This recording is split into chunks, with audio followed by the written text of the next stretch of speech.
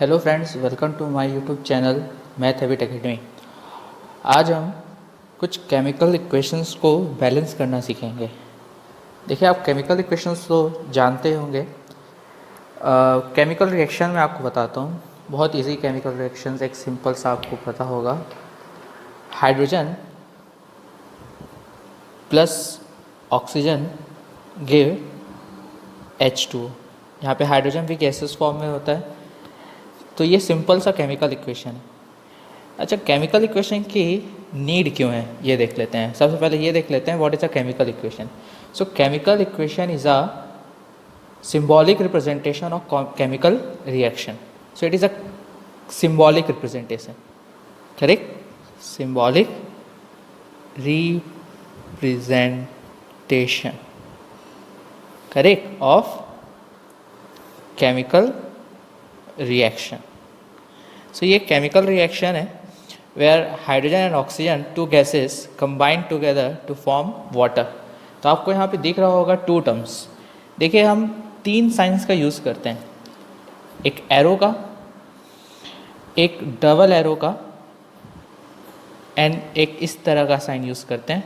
तो टोटल हम three science use करते हैं, फर्स्ट, सेकेंड एंड थर्ड। सो ये फॉरवर्ड एरो क्या शो करता है, इसको बोलते हैं फॉरवर्ड एरो। तो ये क्या शो करता है? तो ये शो करता है when reaction proceed in further forward reaction, मतलब आगे बढ़ता है। जैसे यहाँ पे मैंने यूज़ किया है hydrogen oxygen, two gases combine together to form water. हम इस टाइप से डबल एरो यूज़ कर सकते हैं। It means when reaction is reversible मतलब हम इसको रिवर्स भी कर सकते हैं। एक्चुअली हम अगर वाटर में इलेक्ट्रिसिटी पास करेंगे तो अगेन ये हाइड्रोजन एंड ऑक्सीजन में कन्वर्ट हो जाता है। अगर आपको याद होगा तो इलेक्ट्रोलिसिस प्रोसेस आपने पढ़ा होगा क्लास 8th में, तो ये वही प्रोसेस है। तो हम यहाँ पे इस तरीके का साइन यूज़ कर सकते हैं, because hydrogen and oxygen combine together for water and water again dissociate into hydrogen and oxygen. Dissociate मतलब डिवाइड हो सकता है, करेक्ट। तो ये दो साइन हम यूज़ करते हैं, एक तो फॉरवर्ड एरो के लिए, और इसका मतलब होता है आपका, मैंने अभी आपको बताया, रिवर्सिबल।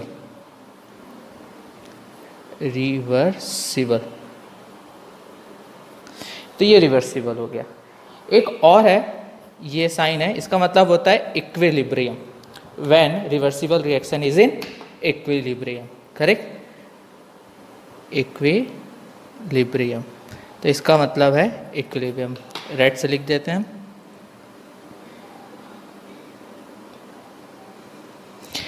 तो ये तीन साइन यूज़ हो सकते हैं हमारे सिलेबस में, तो तीनों साइन आपको ध्यान रखना है। तो हम लोग वापस आते हैं, हम लोग कहाँ पे थे? Chemical equation. So what is a chemical equation? Chemical equation is a symbolic representation of chemical reaction by using a symbols and arrows, formulas बोल सकते हैं, by using a symbols and formula। तो यहाँ पे आप देख रहे हैं, तो केमिकल रिएक्शन को किस तरीके से डिनोट कर सकते हैं, क्योंकि अगर हम बोलेंगे when hydrogen react with oxygen and it forms water, तो ये थोड़ा सा लेंथी हो जाएगा। तो इसको बहुत इजी वे में हम केमिकल इक्वेशंस के लिए सॉल्व कर सकते हैं। आपको और भी याद होगा, when carbon react with oxygen it form carbon dioxide. तो ये भी एक केमिकल इक्वेशन है। तो ऐसे केमिकल इक्वेशंस को हम स्केलेटल केमिकल इक्वेशन बोलते हैं। स्केलेटल, ये स्केलेटल का मतलब होता है अनबैलेंस मतलब बैलेंस नहीं है। अब बैलेंस की ज़रूरत क्यों है ये समझ लेते हैं। देखिए, हमने एक रूल पढ़ा था क्लास 9th में, law of conservation of mass. Law of conservation of मास। तो अगर आपको याद होगा तो अच्छा है, नहीं याद होता है तो मैं आपको बता देता हूँ। Mass is neither be created और not destroyed, it can only be converted from one form to another form. मतलब मास को ना तो बनाया जा सकता है, ना ही डिस्ट्रॉय किया जा सकता है, इसे बस एक फॉर्म से दूसरे फॉर्म में कन्वर्ट कर सकते हैं। लाइक यहाँ पे हाइड्रोजन और ऑक्सीजन जब कंबाइन होंगे तो जिनका इनका मास होगा, टोटल मास किसका होगा? वाटर का। तो आपको कुछ याद आ रहा होगा, समथिंग कुछ ऐसे ये 2 ग्राम होगा और ये 16 ग्राम होगा, तो टोटल ये कितना होगा 18 ग्राम। मतलब ये मास चेंज नहीं होगा, टोटल मास ऑलवेज क्या होगा कांस्टेंट। तो हमको ये याद रखना है टोटल मास हमेशा हमारा कांस्टेंट रहेगा। लेकिन यहाँ पे जो इक्वेशंस हैं यहाँ पे टोटल मास कांस्टेंट नहीं है। तो इस टाइप के इक्वेशन जो अनबैलेंस हैं, अनबैलेंस उनको बोलते हैं अनबैलेंस या skeletal chemical reaction, chemical equation sorry. So this is a skeletal chemical equation. तो देखिए केमिकल इक्वेशन अगर अनबैलेंस है that is called skeletal chemical equation. तो देखिए केमिकल इक्वेशन सिर्फ 2 टाइप्स के ही होते हैं। केमिकल इक्वेशन, मैं आपको केमिकल इक्वेशन की बात करूँ, not a chemical reaction. Chemical equation is a 2 types, balance and unbalance. Unbalance is also called skeletal.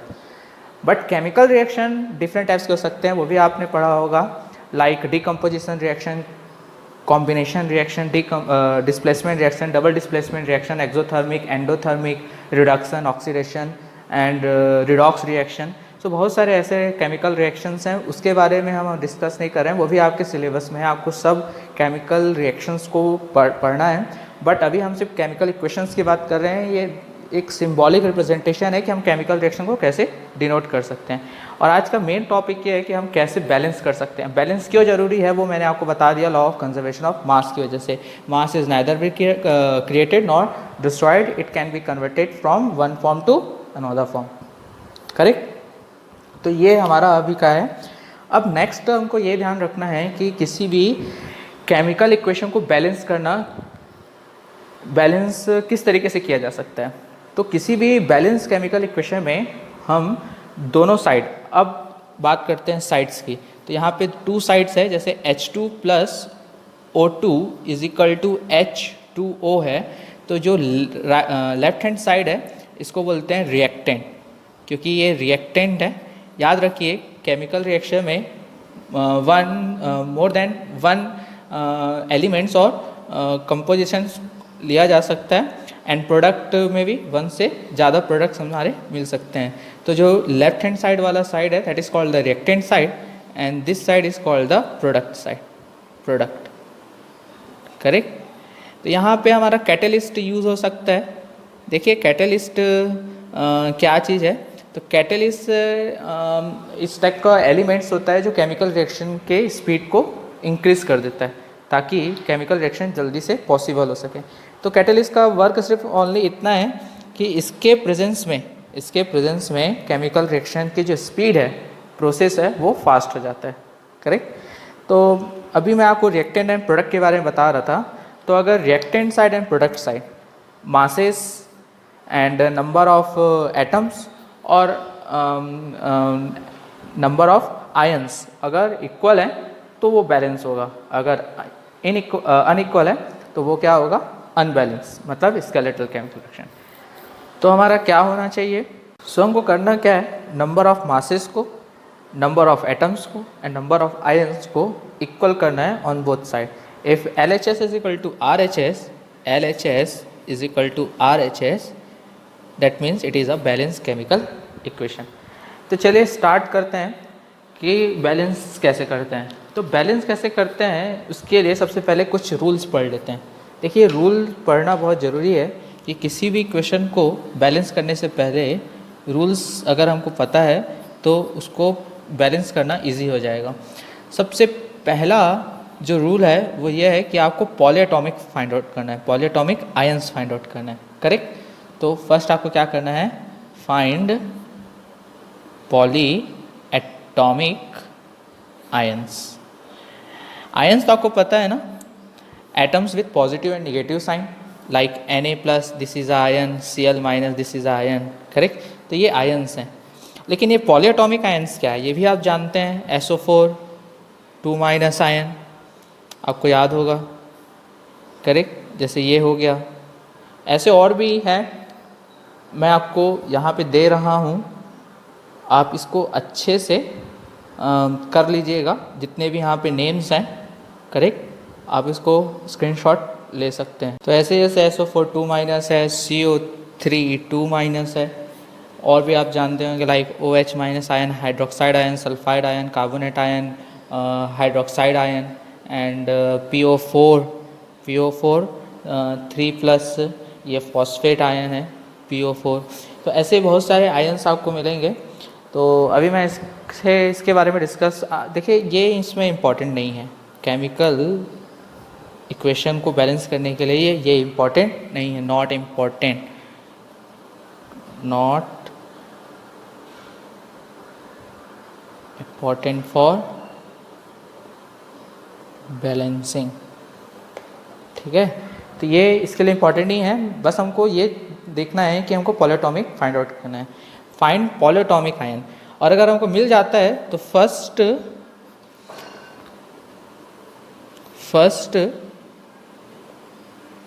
Balance polyatomic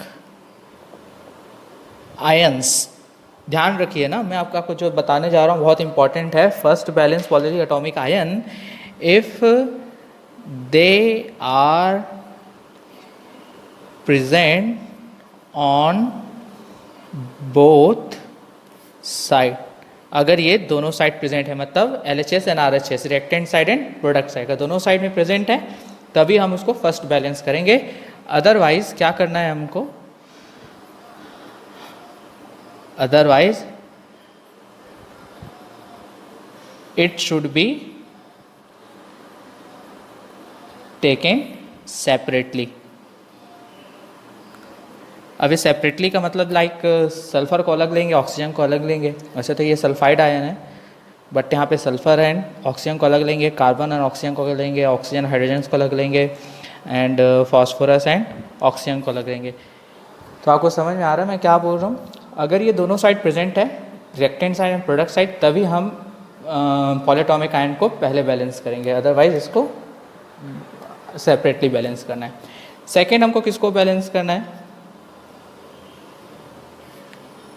second balance metals, correct, metals. अब ये मेटल्स क्या है? लाइक सोडियम हो गया, sodium is a metal, and potassium is a metal, copper is a metal, Ag means silver, Au means gold.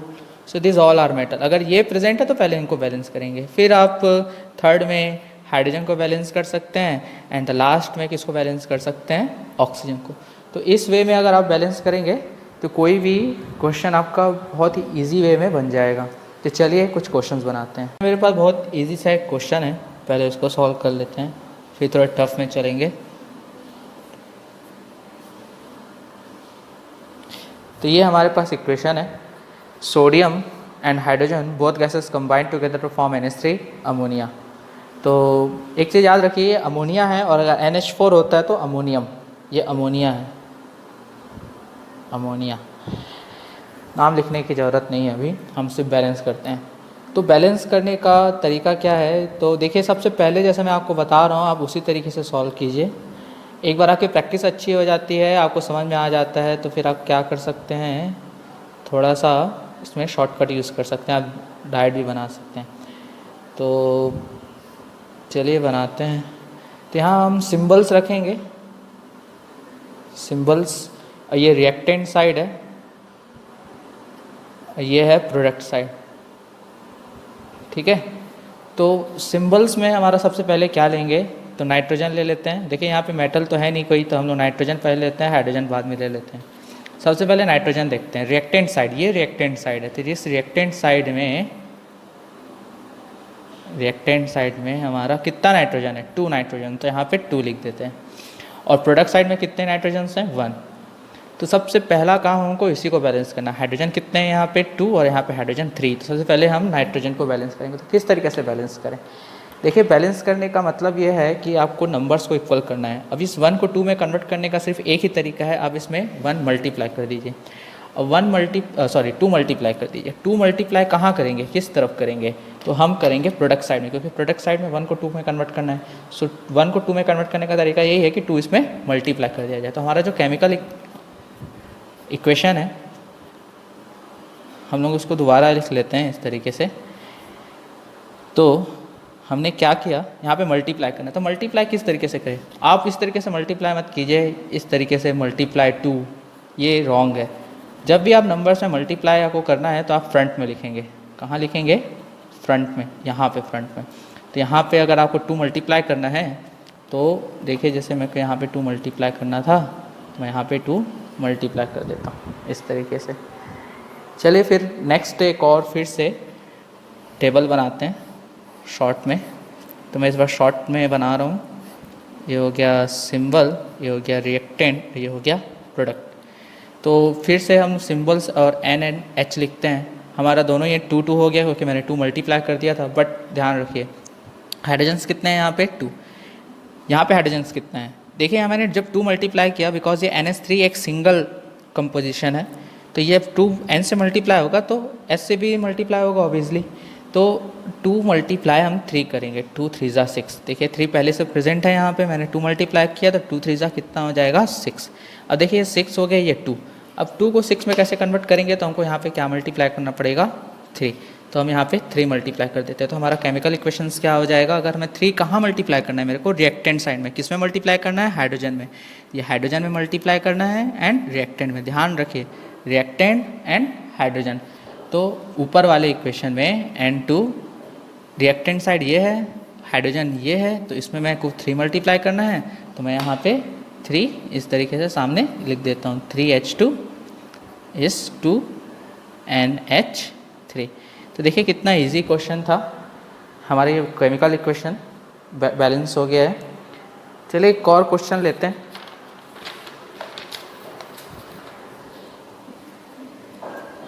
मेरे पास एक और है, P4 plus O2 gives P2O5। इसको बैलेंस करते हैं, ठीक है। तो फिर से हम एक टेबल बनाएंगे इस तरीके से। आप पहले टेबल बना के प्रैक्टिस कीजिए, जब आपका प्रैक्टिस अच्छा हो जाएगा अब आपसे अपने आप बनने लग जाएगा। ये हो गया सिंबल्स, ये हो गया रिएक्टेंट, ये हो गया प्रोडक्ट। तो यहाँ पे सिंबल्स P है, सिंबल्स O है। यहाँ पे रिएक्टेंट साइड में कितने P हैं? 4। और इस साइड कितने हैं? 2। इस साइड ऑक्सीजन कितने हैं? 2। और इस साइड कितने हैं? 5। तो पहले मैं P को ही बैलेंस कर लेता हूँ। तो किस तरीके से बैलेंस किया जा सकता है? तो मैं 2 मल्टीप्लाई करूँगा यहाँ पे, तभी तो 2 2 ज़ा क्या हो जाएगा? 4।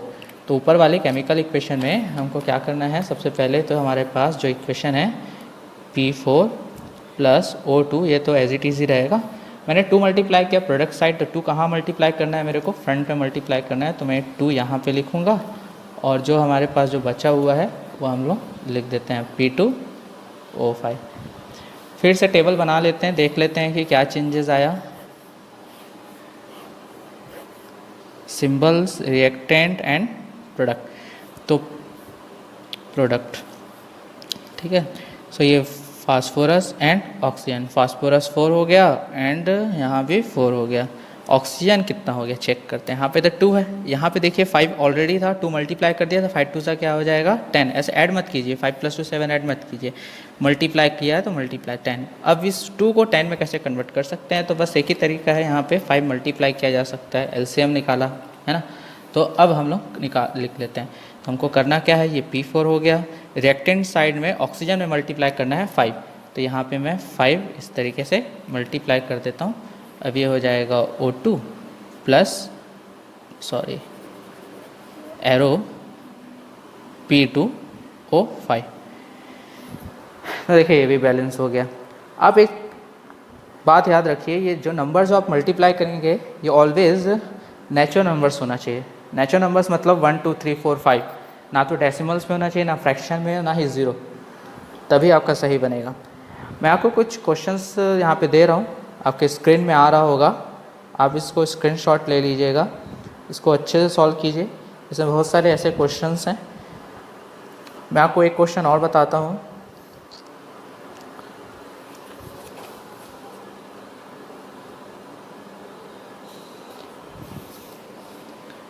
मैंने आपको पॉलीएटॉमिक आयन के बारे में बोला था, तो चलिए मैं आपको पॉलीएटॉमिक आयन का एक क्वेश्चन बता देता हूँ ताकि आपको समझ में आ जाए कि ये पॉलीएटॉमिक आयन्स किस तरीके से सॉल्व होते हैं।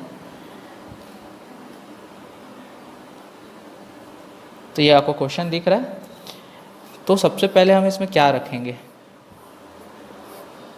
सिंबल्स है, रिएक्टेंट है, सिंबल, रिएक्टेंट एंड प्रोडक्ट। तो सबसे पहले क्या रखें, देखिए यहाँ पे पॉलीएटॉमिक आयन प्रेजेंट है CO3 एंड CO3 और दोनों साइड प्रेजेंट है LHS and RHS, reactant side and product side. तो CO3 हम फर्स्ट में लेंगे, ठीक है। यहाँ पे देखिए CO3 1 है, यहाँ भी CO3 क्या है 1। तो ये तो पहले से बैलेंस है, तो बैलेंस करने की ज़रूरत ही नहीं पड़ेगी। इसके बाद हमको क्या लेना है, मेटल्स लेना है। देखिए यहाँ पे पोटेशियम भी मेटल है एंड कैल्शियम भी मेटल है। आप किसी को भी ले सकते हैं, तो मैं पोटेशियम को ले लेता हूँ बिकॉज मोर रिएक्टेंट है। तो यहाँ पे पोटेशियम इस साइड में 1 है, देख रहे होंगे इस साइड में 1 है, ऑन दिस साइड कितना है 2। फिर उसके बाद कैल्शियम ले लेते हैं, तो कैल्शियम इस साइड 1 है, यहाँ भी 1 है, ये तो बैलेंस है। क्लोरीन लेते हैं लास्ट में, नॉन मेटल, यहाँ 1 है और यहाँ पे 2 है। देखिए अनबैलेंस है, बैलेंस नहीं है। अगर बैलेंस होता तो आगे बनाते ही नहीं। तो किस तरीके से बैलेंस करेंगे, सबसे पहले पोटेशियम को बैलेंस करते हैं। तो पोटेशियम यहाँ 2 है, यहाँ 1 है, तो यहाँ 2 मल्टीप्लाई करेंगे। कहाँ मल्टीप्लाई करेंगे, रिएक्टेंट में और पोटेशियम में। तो चलिए करते हैं। तो ये रहा रिएक्टेंट एंड पोटेशियम, तो यहाँ हमको मल्टीप्लाई करना है 2। तो ये हो जाएगा 2 KCl plus CaCO3 CaCl2 plus K2CO3। एक बार आपसे बनने लग गया तो आपको ये टेबल बनाने की ज़रूरत नहीं पड़ेगी, आप बहुत इजीली इसको बना सकते हैं। नेक्स्ट फिर से हम टेबल बनाते हैं।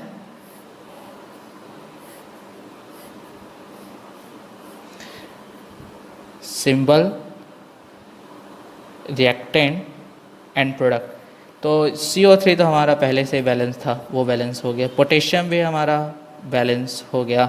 कैल्शियम हमारा पहले से बैलेंस था। क्लोरीन, तो क्लोरीन अब देखिए कितना है, यहाँ पे मैंने 2 पहले मल्टीप्लाई कर दिया था, तो यहाँ 2 हो गया, यहाँ क्लोरीन 2 था, तो ये भी बैलेंस हो गया। मतलब ये जो इक्वेशन मैंने सिर्फ यहाँ पे 2 लिख के ही इस पूरे इक्वेशन को मैंने बैलेंस कर दिया। वो भी क्यों, क्योंकि मैंने यहाँ पे पॉलीएटॉमिक आयंस को कंसिडर किया है। अगर पॉलीएटॉमिक आयंस में कंसिडर नहीं करता तो शायद ये इतनी आसानी से नहीं बनता। तो जो आपके स्क्रीन में क्वेश्चन दिख रहे होंगे, आप इसको ज़रूर सॉल्व कीजिएगा। कुछ प्रॉब्लम हो तो कमेंट में ज़रूर कमेंट कीजिएगा, कमेंट सेक्शन में, सॉरी।